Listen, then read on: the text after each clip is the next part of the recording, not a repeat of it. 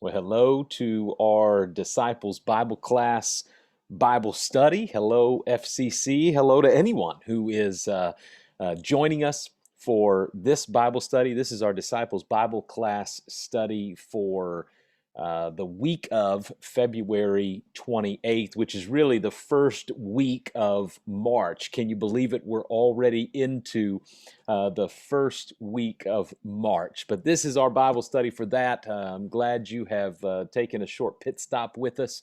And over the next few minutes, hopefully encourage, certainly be blessed from a word from the Word, and hopefully we can grow in our discipleship, in our spiritual formation. I'll go ahead and give it to you in advance so you can be turning there. Matthew chapter 7 in verse 12. We just need what? We just need one verse today, I think, right? Matthew chapter 7 in verse 12. That's where I want us at least to begin. Today as we think through some things together. A long time ago, you may be speaking to the right crowd. No offense, you know what I mean. Maybe speaking to the right crowd here when I reference Robert Fulghum as a writer. Wrote a book that undoubtedly you know the title of. We'll get to that in just a second, but let me tell you the story. Robert Fulghum was putting gas in his car when he suddenly realized that life doesn't have to be complicated. That is a word for our time today. Life doesn't have to be complicated. In fact, he figured out that all that's necessary for a meaningful life is really quite simple. In fact, Robert Fulghum says we learned it all a long time ago. We learned it in a place we call kindergarten. And so he wrote an essay, All I Really Need to Know About How to Live and What to Do and How to Be, I Learned in Kindergarten. Does that ring a bell? Are you reminded of that, right?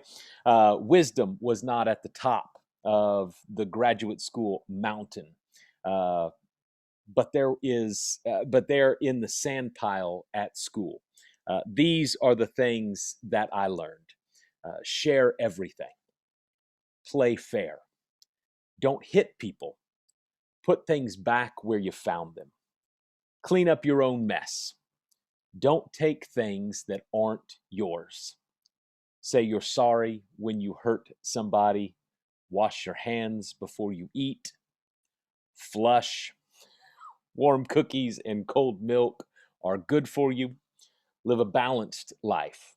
Learn some, think some, draw and paint and sing and dance and play and work every day some. Take a nap every afternoon. When you go out into the world, watch for traffic. Hold hands and stick together. Be aware of wonder. Remember the little seed in the styrofoam cup. The roots go down and the plant goes up, and nobody really knows how or why, but we are all like that. Goldfish and hamsters and white mice and even the little seed in the styrofoam cup, they all die, and so do we. And then remember the Dick and Jane books. Remember those? Remember the Dick and Jane books. And the first word you learned, it is the biggest word of all. Look. Everything you need to know is in there somewhere. I like that.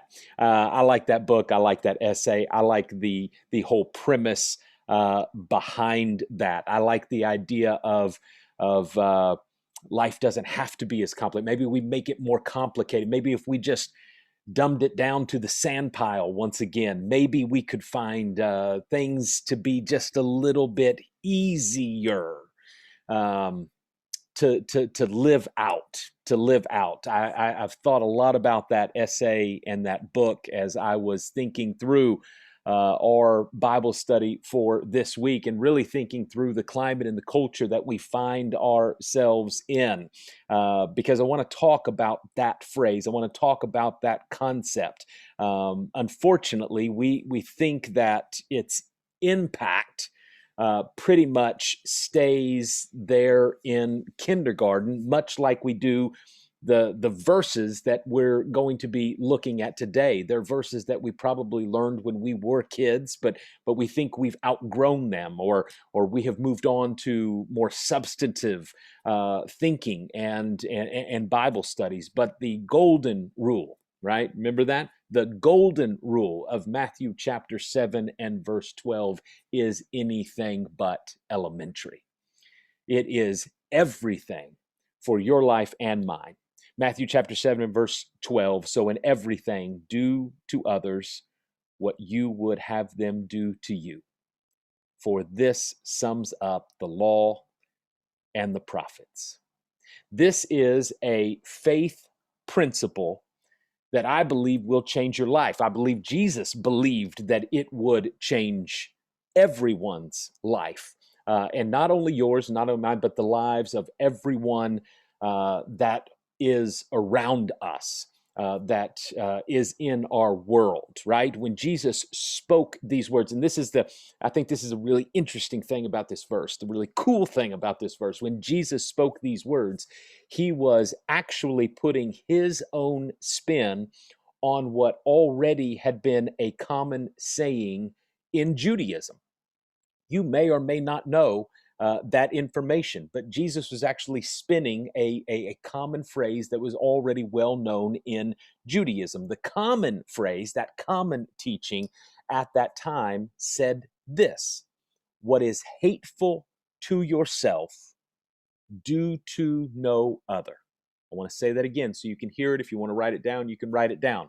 There was a common phrase. Jesus is spinning this, right? He's spinning in what we just read in Matthew chapter 7 and verse 12. But the common phrase in Judaism during that day was, what is hateful to yourself, do to no other. Which is kind of like the golden rule, right? Sort of, but not really. It's kind of like it, but in negative form. It's the golden rule in negative form. I mean, it makes sense, right? I'm not saying it doesn't make sense. It at maybe at its best, it leads us to having good manners, but it also leads us to doing what is just the bare minimum to get by. Here's how it works, right? This common phrase that existed in Judaism, right? What is hateful to yourself, do to no other. We'll just stay in the school context, right? You can take it out of that context and put it anywhere you want to, but let's keep it in the school metaphor for our purposes today. Here's how that phrase plays itself out. Maybe you're walking down the hallway of your school, you're walking down the hallway of your office. Maybe sometimes you're walking down the hallway of the church. Certainly it wouldn't play out there, right? You're walking down the hallway somewhere and someone falls down and their books go everywhere, right? The backpack comes open, everything falls out, their books go everywhere. Well, if I had fallen down like that, then I would hate if someone laughed at me and kicked my books further down the hallway.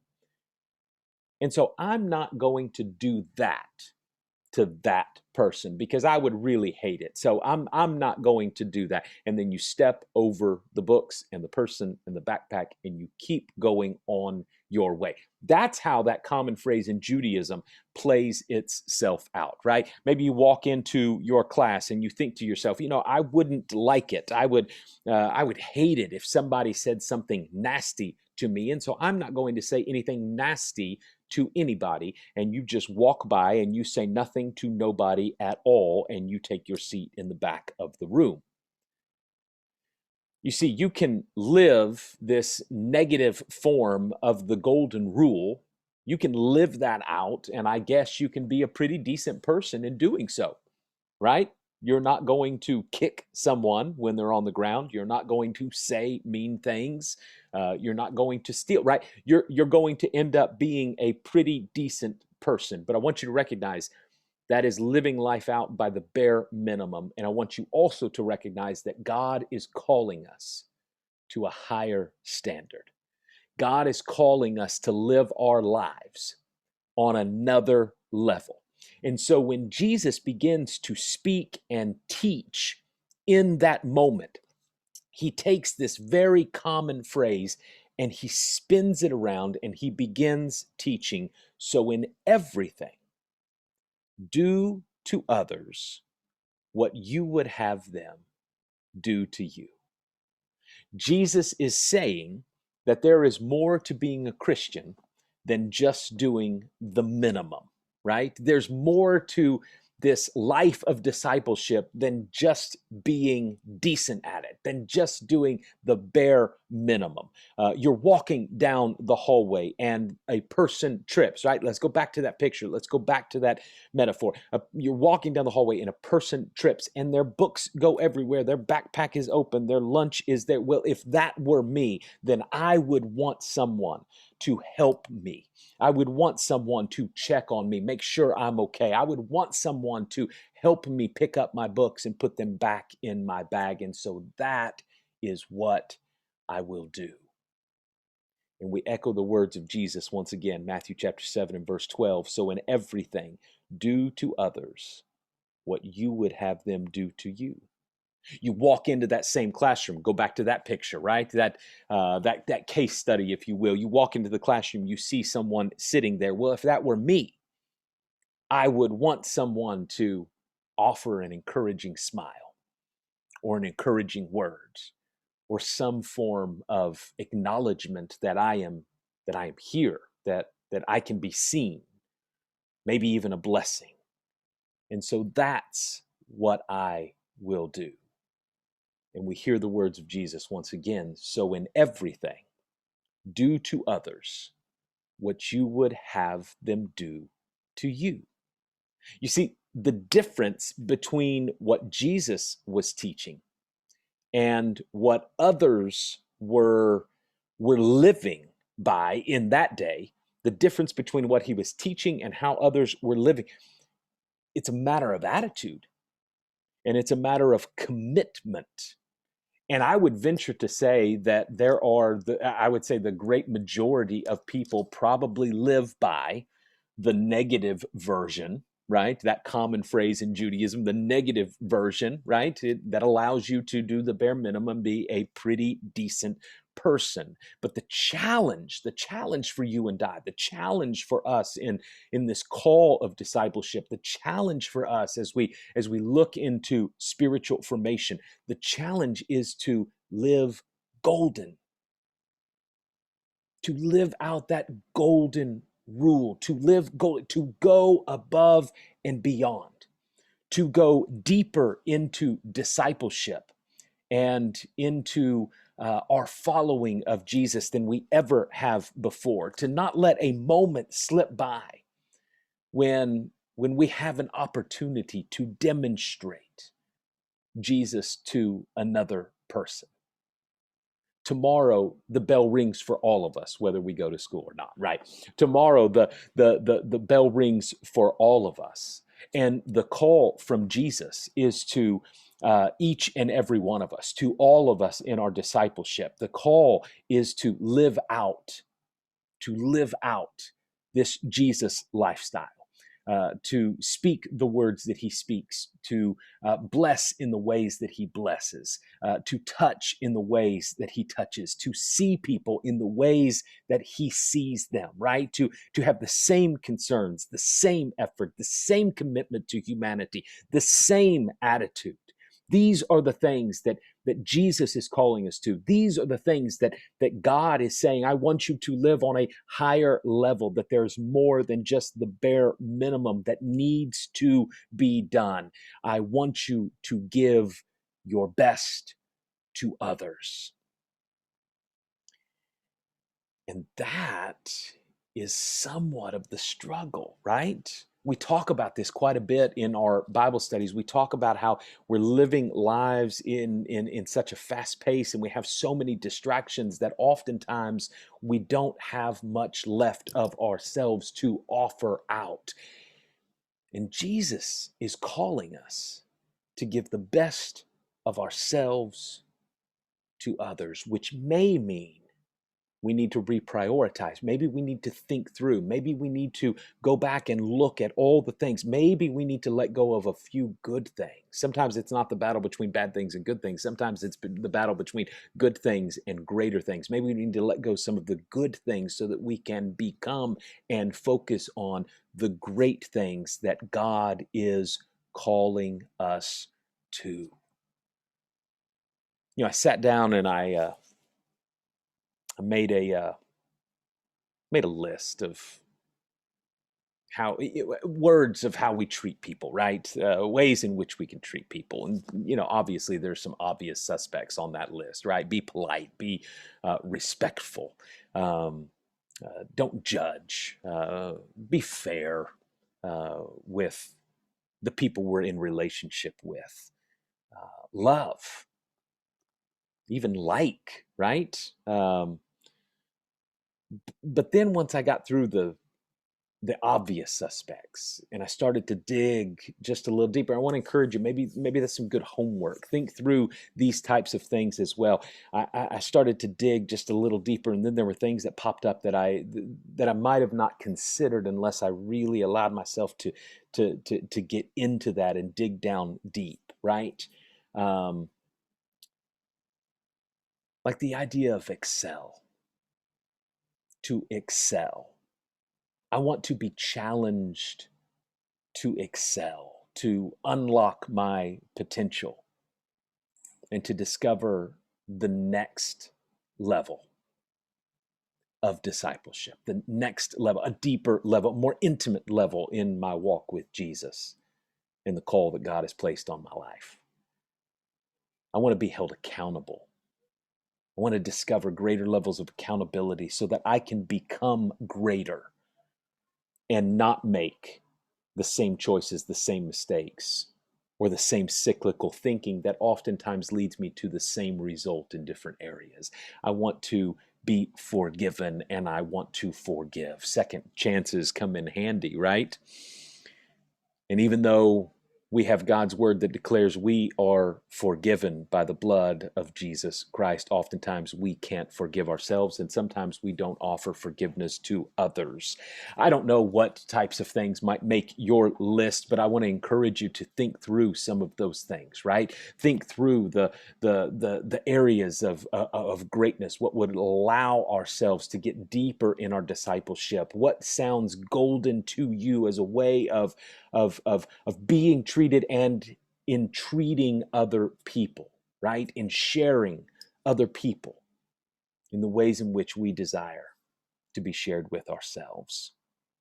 But remember, the purpose of that list is not to define for others how you expect to be treated. The purpose of thinking through a list like that is to define how you and I need to treat other people. And we go back to the echoing words of Jesus in the midst of this Bible study. So in everything, do to others what you would have them do to you. That's our homework for life. But here's the catch. We've got to look for ways to model this in our lives, right? I think maybe when Jesus began to teach this principle, maybe he envisioned us, maybe he envisioned the people around asking this question, am I making an effort to be golden? Am I making an effort to be golden? You see, this is about holiness. It's about becoming perfect in holiness. It's about becoming more like Christ. Jesus says, so in everything, do to others what you would have them do to you, for this sums up the law and the prophets. When Robert Fulghum was writing this essay, right, this book, this essay, he concludes with this thought, and I want to share it with you today. This is what he says. Take any one of those items, the things that we talked about at the beginning of this Bible study that we learned in kindergarten, right?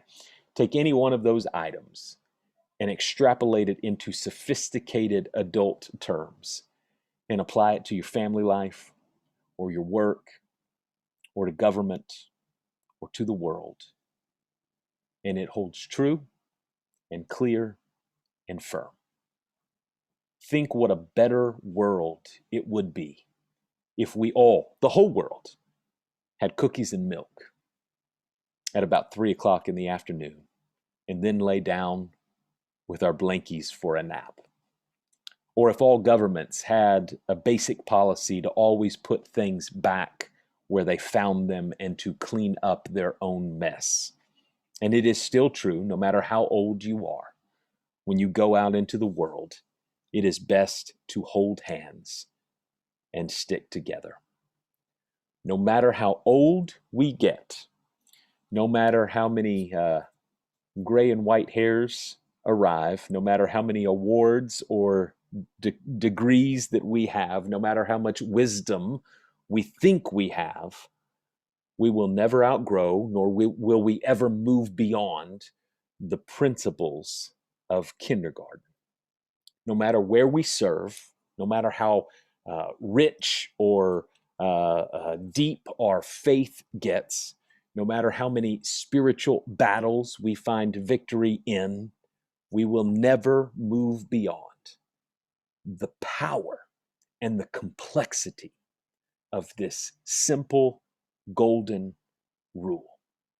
Imagine, allow yourself time today or this week to imagine what a better world it would be, what a better world it could be. Imagine what a better home it could be. Imagine what a better relationship it would be. Imagine what the classroom or the workplace or even the church, imagine what a better place those would be if we lived it out the way in which Jesus imagined it. This golden rule that we're talking about, it is coming from a world that Jesus is imagining, where we treat each other in a different way, in a greater way, in an elevated way, in a deeper way that comes from the heart and the spirit and the grace and the mercy and the goodness of God. He imagines this world for you and I. He had a vision for it, and He has a vision for you and I. And the call today, as we move from one month into another, as we seek to grow as a church and individually in our discipleship, the call for us today is the same. It is a simple rule. It is a life-changing commitment. And it's something that we have to live out and look for opportunities to live out in our lives every single day. And if we do that, we'll be golden. So in everything, do to others what you would have them do to you. For this sums up the law and the prophets. I hope that's an encouraging word for you today. I hope the elementary nature of that word is something that takes you into the deep waters of your spiritual development and blesses you greatly this week. Until next time, be blessed, be great, and we'll see you next week. Bye-bye.